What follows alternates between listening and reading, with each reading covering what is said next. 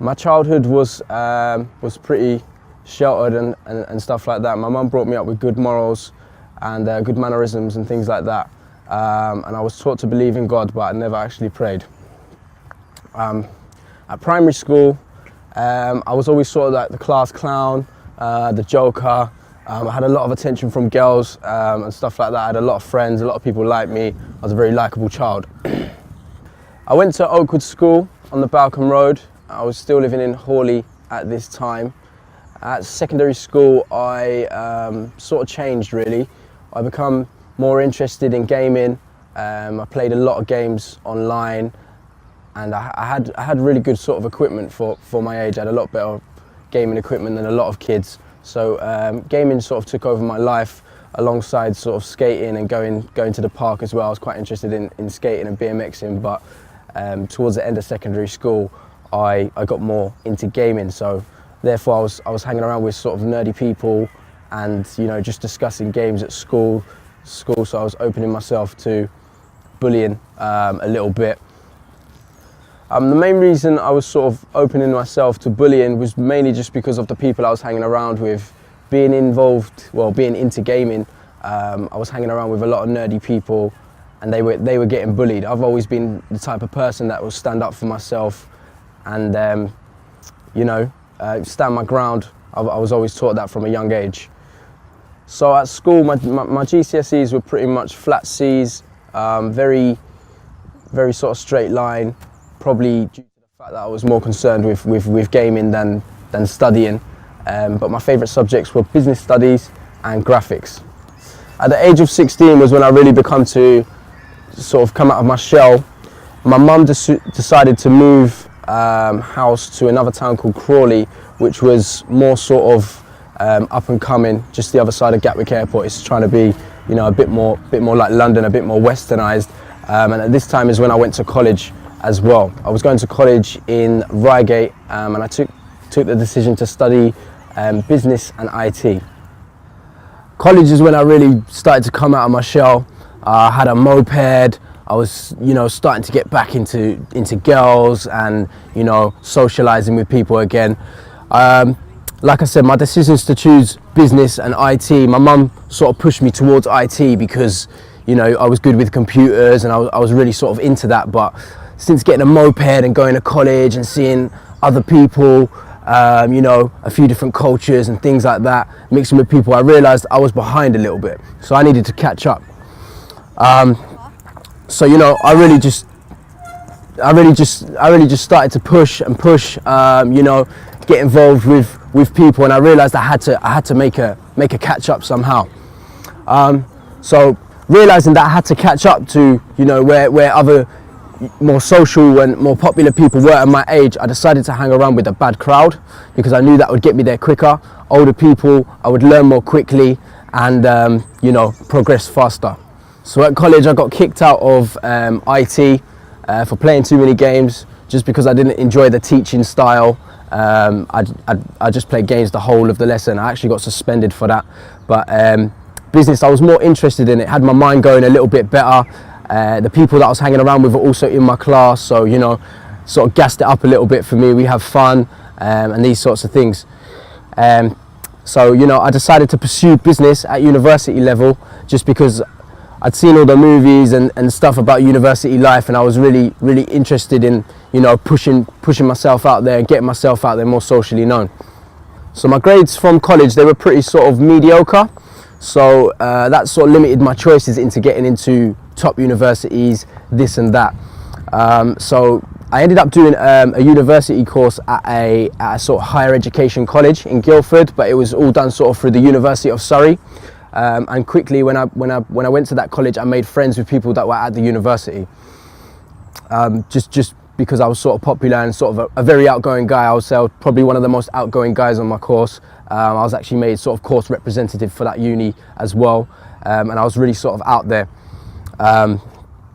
with it. So studying business at university really had my mind going, and I decided that I wanted to make money alongside doing my university course. At the current time, I had a job sort of in McDonald's, minimum wage. It was all a bit long-winded, and, you know, seeing people back in the area that I was from were making more money on the streets, you know, I wanted to see a bit more of that paper. And obviously, university, you get grants, they give you a couple thousand here, a couple thousand there, and I was getting more and more hungry for the money. So I set up sort of a little, I set up a little bit of eBay business. I had a shop on eBay, selling different bits and bobs, and I was making quite a good earning from that. But this is when I started to get involved with street life, because I was so hungry for the money, I just wanted more and more.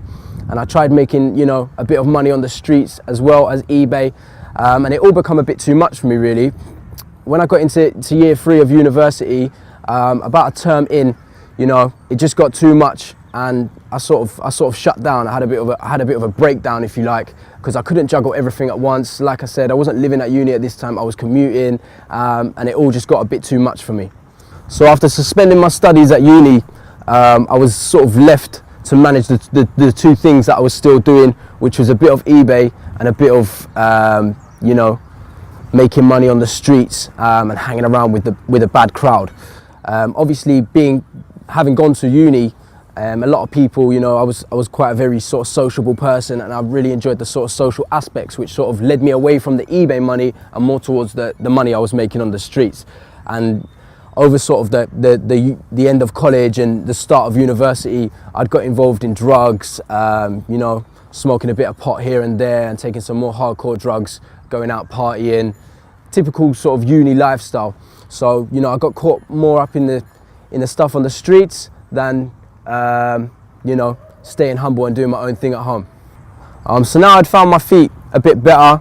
I had a nice bit of paper in my pocket, and my little moped license had run out, which wasn't really a problem for me at the time because my area was pretty good for sort of public transport and stuff. But, you know, I wanted to branch a bit further afield, so I decided to go and do my moped license again. When I went to go do my moped license, the guy informed me that, you know, they were changing the law, and if I wanted my full bike license, now's the best time to do it. And, you know, I was so sort of up on paper, I decided that I'm going to go for it. I laid down the paper and I got my full bike license in 3 days. I passed with no minors at all, straight pass, you know. And I think the day after I went out and bought a big bike, FZR 600. You know, I can do 0 to 60 in about 3.2 seconds, something like that. So, you know, I'm 21 years old, I've got a big bike, and this really sort of put me out there and you know, got me real sort of gassed up. You know, it was one of the best vehicles on the block, if you like, in my area. So as a means to sort of keep my bike on the road and do all these things, you know, I was getting deeper and deeper involved with crime, you know, different bits and bobs. It was very sort of varied. My area was very multicultural. I was involved with all the different sort of cultures, and they were all making money in different ways.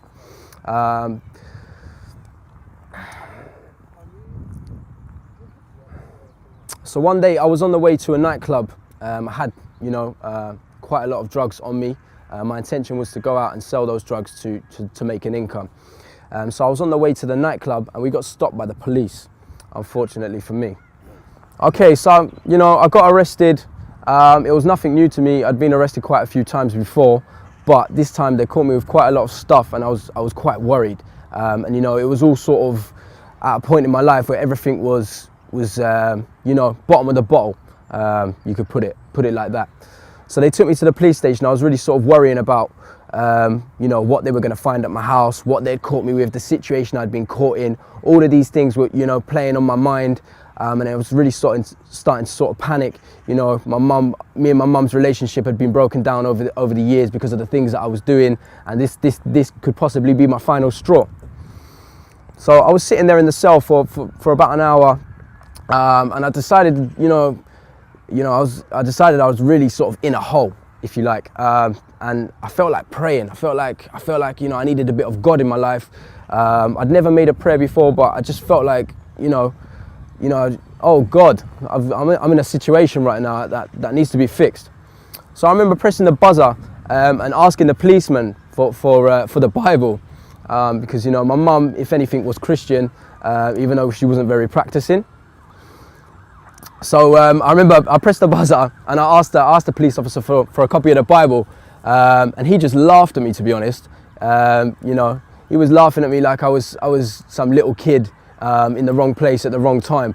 But, you know, being brought up by sort of a single parent, you know, I always wanted to be the man, and I knew I was more of a man than him. So the officer brought me the Bible. You know, I'd never even looked at a Bible before. I flicked through a couple of pages and I was reading the Bible, and it was really hitting me deep in the heart, really sort of sincere. I couldn't believe, like, I'd never read this book before, you know, and you know, it'd been spoken about so much. So, you know, I spent that night pretty much, in that one night, I probably read about a third of the Bible, and, you know, it hit me so hard that, you know, I decided to pray that night, and I made quite a few prayers about the situation that I was in.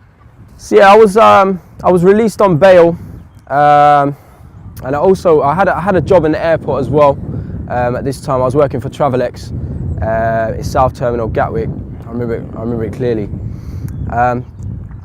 Now, you know, obviously I'd got a little connection with God at this time, and I remember thinking, I was actually on the way. It was my first day. I was starting Travelex. I was on the way to the airport in a taxi because I was running late, just because I just got out of the police station. Literally that day I started this new job. So I was on the way to my new job in the taxi, and I'm thinking to myself, how can I ask God for help when, you know, I don't pray every day. I just prayed when I needed something, when I was in a bad place. So this thought was sort of pondering in my mind. Anyway, I got to the airport and I was walking towards Travelex. I noticed on my right there was a prayer room. So I decided on my lunch break, I'm going to go to the prayer room and check it out. So I went to the prayer room and I decided to pray again, just purely because of the thoughts that I had on the way in the taxi, and whatnot, this and that. This sort of become, you know, a regular thing for me. Every day I went to work, I decided to pray. And I was improving my sort of connection with God. And I was meeting a lot of people in the prayer room that you wouldn't really think. I see a lot of Muslim people in there, and I noticed that they washed before they prayed. But, you know, I didn't want to become a Muslim. I was more interested in Christianity. Everything was new for me, and I was just happy with where I was at with the Bible. So at this time I was praying every single day, but my life, although I had a job, my outside life was going rapidly downhill. Everything was sort of crumbling and, you know, really sort of falling apart. I found myself using a lot of intoxicants at this time, and it was all just a bit peak for me, really. So yeah, there was one night when things were really sort of bad for me, and I decided I'm going to go check out my local church. So I remember I went up to the door. I tried to open it. It was about 10 o'clock at night, something like that, and it wasn't open. And I was thinking, like, you know, how come this place isn't open? I thought these places were open all the time. So I began to walk back home, and there was like a bench like halfway between my house and the church, and we used to call it the thinking bench. So I sat down there and contemplated my thoughts for a little while. And one old, well, he used to be a friend of mine, but we'd fallen out over a few things, money, girls, I can't really remember, probably drugs were involved as well. He walks past me and I'm thinking to myself, oh God, here we go, as if my day can't get any worse. It's gonna kick off. And strangely enough, the brother comes up to me and he's been overly friendly with me, super friendly. And I'm thinking, what's this guy on? He's asking me how I am, how's my family? Like, he's never asked me that question before. And I'm thinking, what is going on here, yeah? So anyway, we began to chat for a little while, and he explained to me that, you know, it's Ramadan, he's a Muslim, you know, and he started apologizing for the things that had happened in the past, even though I thought in my heart that they were my fault. So, you know, he's apologizing, we're having this chat, and yeah, it really sort of hit me in the face at how nice he was being to me. I even had me thinking that maybe he's got an ulterior motive. But anyway, me and this brother started hanging out quite a lot, having some late night discussions, this and that. And I began sort of asking him questions about Islam. Obviously during Ramadan, he was really sort of practicing and into it. And he was really sort of gassed up by it, if you know what I mean. And, you know, it was a good time for us to meet because I just got on the praying and whatnot. And any questions I didn't know about Islam and he didn't know about Islam, he would go and ask his parents and they would tell him the answer and he would tell me the next day. So, you know, we both were sort of learning about Islamic things at this time. So I was really in sort of conspiracy theories, Illuminati, everyone's talking about Illuminati, I was hearing it in music and all of these different things, and I've been researching a lot of stuff, too much stuff probably, to be honest. I spent a lot of time on the computer researching all these things, alongside, you know, speaking to my friend and all of these things, whatnot. One day I'm on my way to the gym, standard thing, you know, hit a bit of gym, bit of sauna, bit of steam room, early morning vibes just to get me up for the day, ready and you know, prepared mentally. I'm on the way to the gym, I'm just listening to a couple of tunes or something, and I had this feeling. I was like, today's the day I want to become Muslim. I'm thinking to myself, where's that thought come from? You know, I was like, I don't want to become a Muslim, like, whatever. I tried to dismiss it anyway. Obviously, sitting in a sauna and a steam room, you got loads of time to think. And this thought keeps playing on my mind and playing on my mind. And I'm thinking, wow, where's this come from? So anyway, I left the gym and I thought, you know what, I'll give that power a call and see what he says. So I give him a call and I told him, I want to become a Muslim. And, you know, I had this thought that I wanted to become a Muslim anyway. He said, you know what, brother, come and see me and we'll talk about it further. So I went to go meet him. We spoke about it for a while. It was all a bit strange. I had this, you know, weird feeling inside of me, a very uplifting feeling. And we decided that was the day I was going to become a Muslim. So we went to the mosque. It was a beautiful day. We invited a few of my other Muslim friends. A couple of my friends who wasn't Muslim before had reverted to Islam as well, which was, you know, really shocking and strange. They come down and I gave my shahada, alhamdulillah. It was the best day of my life so far. So after converting to Islam, I was still sort of on the road. You know, I had a lot of problems going on, this and that, and I decided that, you know, I need to seek some counselling. So I remember going to this counsellor. I'd had a couple of sessions with her, and she told me that she can't help me anymore. And she said, if you don't change your life within 6 months, you're going to be dead in prison or on the front page of a newspaper for something. And this really hit me in my heart. And around the same time, my friends, they actually sat me down on the table and they said, Louis, listen, mate, you know, you're operating too sketchy. You need to either take a holiday and come back and deal with your stuff, or you need to move away. And this sort of really hit me, and, you know, I realized that the way I was living my life was not the way that I wanted to continue to live my life. So I decided to move away and actually relocate to Somerset. So I met Louis probably about 6 months ago. He told me about his story, that he had a bit of a road life. It was a mad life he lived. And since Islam came into his life, I think it's changed him dramatically. I'm a born Muslim. And to be honest, it's actually helped me work on my deen as well. Well, I live in Somerset and it's away from Muslims, it's away from all the influence. So Louis has helped me as well as helped himself. He's praying 5 times a day. When I met him, it was about 2 months before Ramadan. We went and spent time in the masjid, done itikaf. It was very blessed. I thank Allah for guiding him, guiding us. It's just a blessed time right now. I've known him about 5-6 years, even more in fact, but we never really crossed paths in Jahiliyyah. However, as time went past, he kind of started chilling with us again. In fact, with another brother who done the duty of every Muslim should be doing, is getting to know someone, just chilling with them, just chatting to him. And the particular brother started speaking to him, I'd say 6 months before he became a Muslim. And you know, which I would advise every single one of you who's watching this video right now is to do the same thing. Is if you know someone, is how, you know, is to spend time with them and get to know them. So as time went, you know, Louis kind of came to our gathering in terms of when we used to go chill, we used to go munch or whatever we used to get up to. I think Louis liked the brotherhood that we gave, because that's the brother talking about from LG, from Crawley. You know who you are. You know, us boys, how we got close. We were in Jahiliyyah together, and we're now trying to come onto Deen together. I can't say I'm practicing, but I'm trying. We're all trying, and alhamdulillah, we've come a long way. Even in terms of, you know, chasing success in the Deen and Dunya, which is the balanced thing that we should always be chasing. And with Louis, I think, now talking about Louis here, with Louis, I think what made him come to Islam was, like I said to you before, is a brotherhood that we offered. I wouldn't say that, you know, that we were practicing or we were very, very humble, pious people. We weren't. It was literally just chilling with us and just chatting to him. And I think most of the brothers, the boys that I chill with, they're not the Asian descent, the typical Asian descent. They were actually, you know, non-Muslims mainly.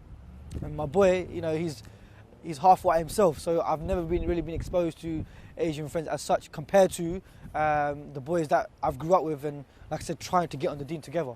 So I think Louis liked the multicultural thing. Louis liked the brotherhood that we offered. We were quite different and unique in terms of how we conducted ourselves. And Louis was someone who, if he liked something, he would give it his all.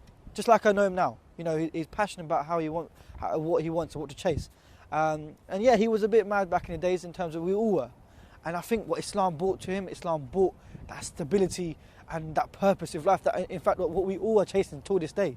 You know, we know that, you know, like as a Muslim we are, you know, we do struggle, we do sin, we go through trials and tribulations all the time. However, you know what Louis needed and what we need is a purpose, something to chase, something which is the truth. And in terms of as the society brings, we like escapism, we like materialistic things. We get up to evil things so easily, you know. And I think Louis, just like me and everyone else, that's what we were chasing. But Louis found Islam, and I found Islam. My brothers, like our boys, were trying to find Islam, the truth. And really, Islam has the answer to all these crimes and all the drugs and the alcohol and everything that goes on the streets. Islam has the answer for that.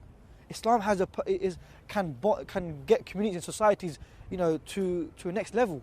And I think that's what, you know, Muslims and Muslims fail to understand that. And that's what really I think what attracted Louis to come to Islam. My relationship with Louis, like I said, was more after him becoming a Muslim, because soon after when he became a Muslim, he actually lived with me for about 6 to 7 months, and really it was really good time we spent together. We had some highs, we had some lows, but really, you know, that 6 to 7 months gave me the opportunity to chill with him, to get to know him more, and do you know what? And the most important bit after someone becoming a Muslim is the aftercare, and that we all lack, that we all don't do. That we think, yeah, someone became a Muslim, I leave it. And just like the brothers, all the brothers that become Muslim out of my boys, you know, from Crawley, from LG, you know who I'm talking about, you know, it was literally down to them, you know, the togetherness and the friendship, the bond that we still have to this day. Yeah, we still get up to things that we're trying to, but we've come a long way. So, you know, I think that we should do. We should always just be grateful and remember where we came from. And I think that's what Louis liked again, that we weren't judgmental. We know that he had to catch up. We know he was he came to Islam and trying to get into, you know, how to pray and what, you know, all the basic things that he didn't know, because obviously he needs to catch up, right? So that gave me the opportunity to chat to him, to chill with him over 6 months that he was living with us. And then as time goes on, you know, things progress, and he did want to move on. He actually moved in with his mother away from Crawley, which I think was the best, you know, move I think he made, and which gave him more stability. You know, wallahi, you know, I saw Louis before Islam, I saw him now, completely different things, you know. And honestly, mashallah, the guy, you know, it's not obviously because of his own efforts, but it was obviously the beauty of what Allah has bestowed upon his religion and what Islam can do to an individual and to a community. Since I've become Muslim, a lot of things have changed with me. I've become a lot more respectful to my parents. I pray 5 times a day. I fast during the month of Ramadan. I give charity. You know, I consider other people a lot more. I think previously I'd been a very, very selfish person. You know, I'm always kind to other people. I'm always out there, you know, with the best intentions to help other people and, you know, do good in the world. And I want to become somebody that achieves something big. I think, you know, previously I hadn't had any hopes or ambitions other than to be a gangster or be something, you know, be a rapper or something like that. I hope that people can benefit from my story. I'd just like to thank Roadside to Islam for giving me this opportunity. Assalamu alaikum wa rahmatullah.